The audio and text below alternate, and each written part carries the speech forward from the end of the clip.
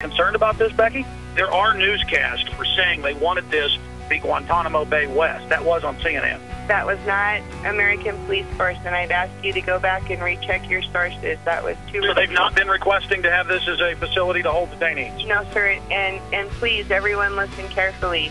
Two Rivers Detention Facility will not hold Guantanamo Bay nor other multinational offenders. We're a minimum and medium. Why did I see documents on the wall, blueprints saying foreign alien detention facility? This is real. This is a ghost site / black site that we have on. This is a FEMA center they want to hold. She was telling me, I saw blueprints all over the place, scanning them quickly. I was walking through the facility, and she'd say, "Oh, don't tape that," or don't show that. Where it was saying alien detention, troop barracks, processing facility. And she admitted they're going to do training to process people and to go out and set up checkpoints with CAT scan scanners, is the way she called it, to scan people's goods. So this is a huge processing center. I don't think she even knows everything. She seems pretty freaked out. She gets hired and finds out all this. And we went and interviewed bed and breakfasts, because there's hardly any hotels here. At two of the places, they said, oh, absolutely. Germans, Czechs, Brits, a lot of Serbs, really hardcore-looking people, won't pay in cash, act really suspicious. They've been here for a year. I mean, this is insane what we're dealing with up here. And they're just trying to act like it's all fine. We're not going to tell you our parent company. Everything's fine. Everything's wonderful. I mean, this is bizarro land. Well, court records from Orange County, California indicate Michael Hilton has a lengthy criminal past, including a 6-year prison sentence for a dozen counts of grand theft and other charges. And we learned just yesterday there's a warrant out for Hilton's arrest in Wyoming. American police force pulls out of contract negotiations with Two Rivers Authority. All right, Sarah Gradley joins us now live from the newsroom to tell us more about the latest development in this story. Sarah? Hey, Greg, Kathy. APF spokeswoman Becky Shea says it was a company decision to pull out. She says they learned things about the facility that made them lose interest in the deal.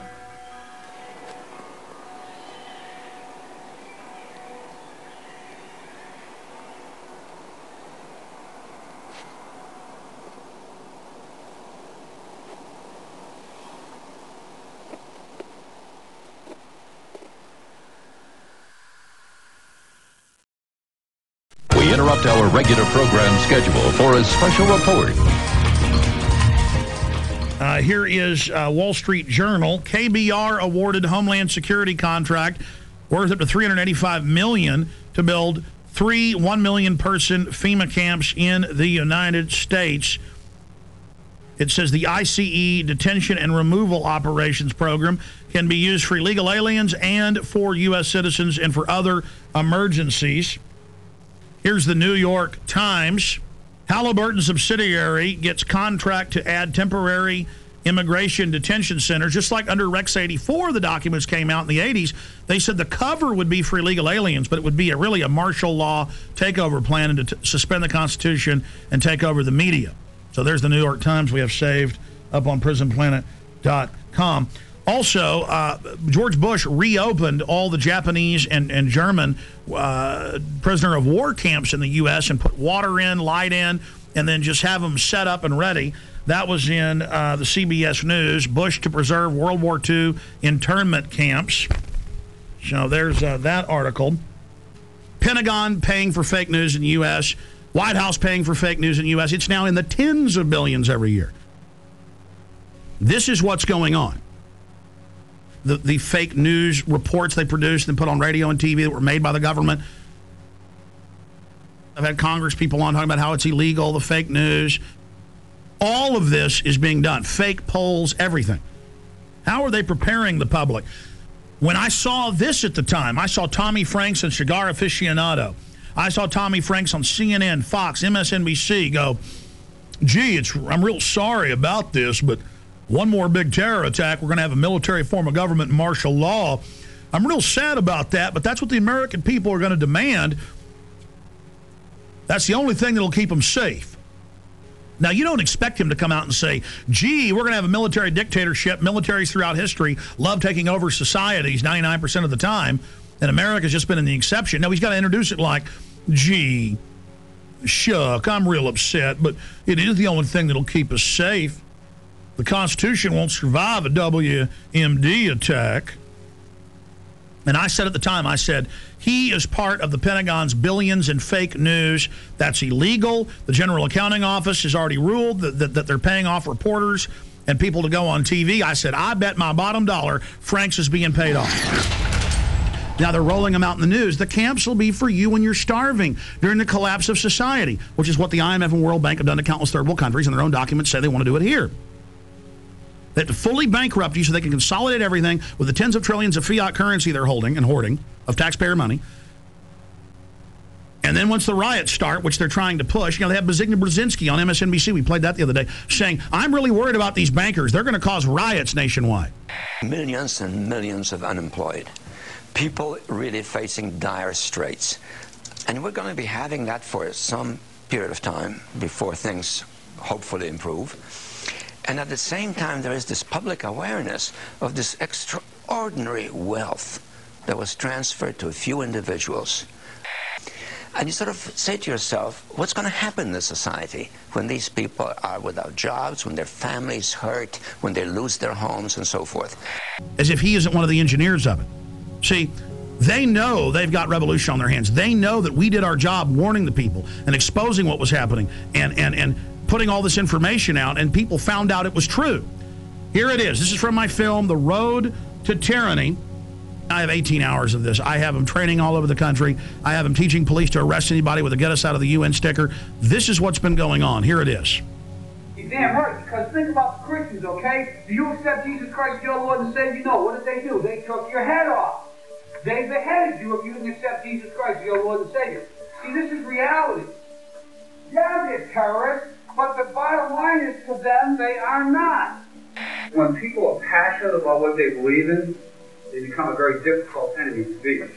Who was the first terrorist organization in the United States? Who? Founding Fathers.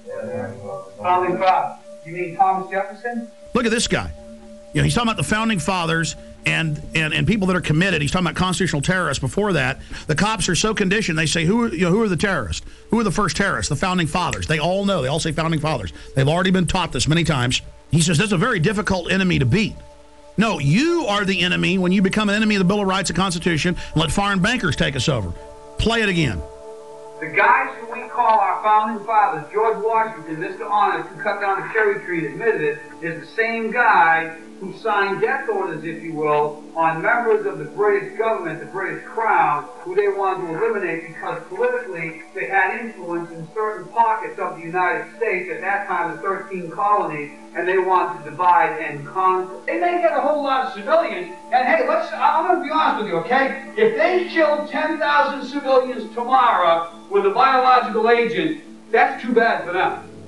You see, it was all about Bush was going to do this. No, Bush was a puppet. Just like Nixon and Carter and Reagan and Bush and Clinton and Bush and Obama, they're just puppets, and we always obsess over them, and the media acts like they're running something.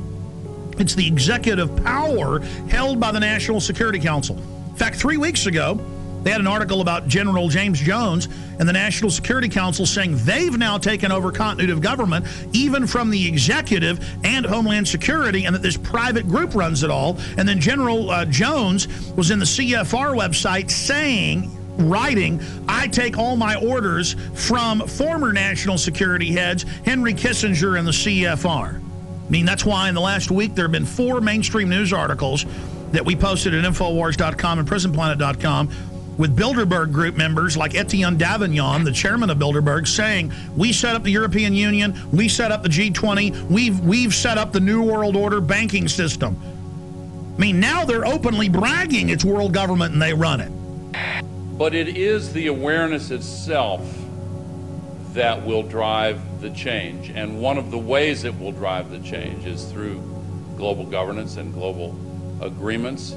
But the many business leaders who have been present here are among those taking leadership in other ways. Yet these problems can be overcome by a joint effort in and between our countries. 2009 is also the first year of global governance, with the establishment of the G20 in the middle of the financial crisis, the climate conference in Copenhagen, is another step towards the global management of our planet. This is collective action, people working together at their best. I think a new world order is emerging, and with it the foundations of a new and progressive era of international cooperation. And then if I dare talk about it, they go, oh, shut up, Jones. You crazy nut. None of that exists. And if you talk about it, you're going to cause violence. Just give in to the New World Order, roll over to it, hand your guns in.